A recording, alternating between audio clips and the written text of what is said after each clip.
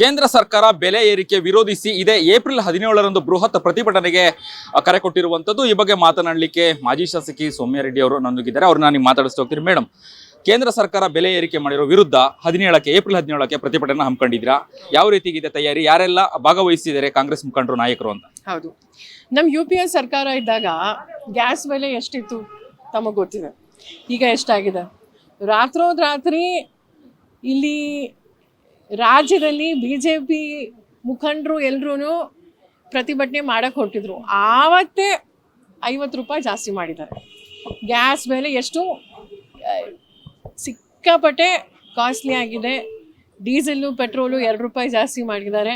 ನೋಡಿ, ನಾವು ಪ್ರತಿಯೊಬ್ಬರು ಮೊಬೈಲ್ ಯೂಸ್ ಮಾಡ್ತಾ ಇದ್ದೀವಿ. 10 ವರ್ಷ ಹಿಂದೆ ಎಷ್ಟಿತ್ತು, ಈಗ ಎಷ್ಟಾಗಿದೆ. ಪ್ರತಿಯೊಂದು ವಸ್ತುನೂ ಅಷ್ಟೇ, GST ಇರ್ಬೋದು, ಎಲ್ಲ ಜಾಸ್ತಿ ಆಗಿದೆ. ಸೊ ಈಗ BJPಯಲ್ಲಿರುವಂಥ ಎಲ್ಲ ಮುಖಂಡರು, ನಮ್ಮ ಮಾನ್ಯ ವಿಜೇಂದ್ರ ಅಣ್ಣ ಇರ್ಬೋದು, ಅಶೋಕ್ ಅಣ್ಣವ್ರು ಇರ್ಬೋದು, ಎಲ್ಲರೂ CT ರವಿ ಅಣ್ಣವ್ರು ಇರ್ಬೋದು, ಎಲ್ಲರೂ ಕೇಂದ್ರ ಸರ್ಕಾರಕ್ಕೆ ಹೇಳಬೇಕು.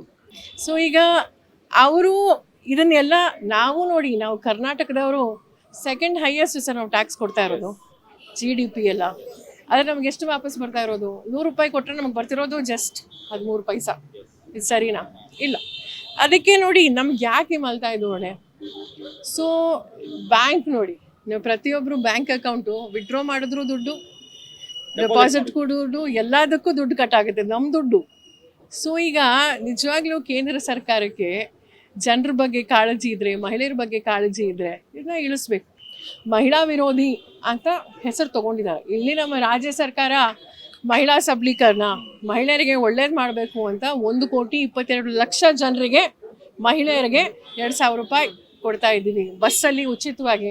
ಮಹಿಳೆಯರು ಈಗ ಸ್ವಂತ ಅವ್ರ ಕಾಲ ಮೇಲೆ ನಿಂತ್ಕೋಬೇಕು ಅಂತ ಸ್ವಾಭಿಮಾನಿಯಾಗಿ ಈಗ ಜೀವನ ಮಾಡ್ತಿದ್ದಾರೆ.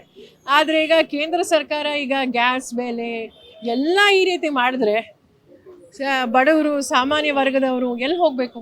ನೀವು ಆಲೋಚನೆ ಮಾಡಿ.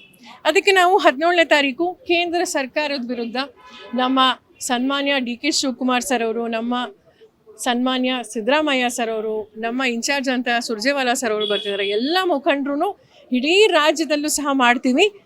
ಮತ್ತು ನಮ್ಮ ಬೆಂಗಳೂರಲ್ಲಿ 17ನೇ ತಾರೀಕು ನಾವು ಪ್ರಾರಂಭ ಮಾಡ್ತಾ ಇದ್ದೀವಿ ಕೇಂದ್ರ ಸರ್ಕಾರದ ವಿರುದ್ಧ ಜನ ಆಕ್ರೋಶ ಪ್ರತಿಭಟನೆ. Thank you. ಇದಿಷ್ಟು ಮಾಜಿ ಶಾಸಕಿ ಸೌಮ್ಯ ರೆಡ್ಡಿ ಅವರ ಮಾತಾಗಿತ್ತು. ಕ್ಯಾಮ್ರಾ ಪರ್ಸನ್ ಕಾರ್ತಿಕ್ ಜೊತೆ ಅಭಿಜಿತ್ ಗಣೇಶ್, ಕರ್ನಾಟಕ ಟಿವಿ, ಬೆಂಗಳೂರು.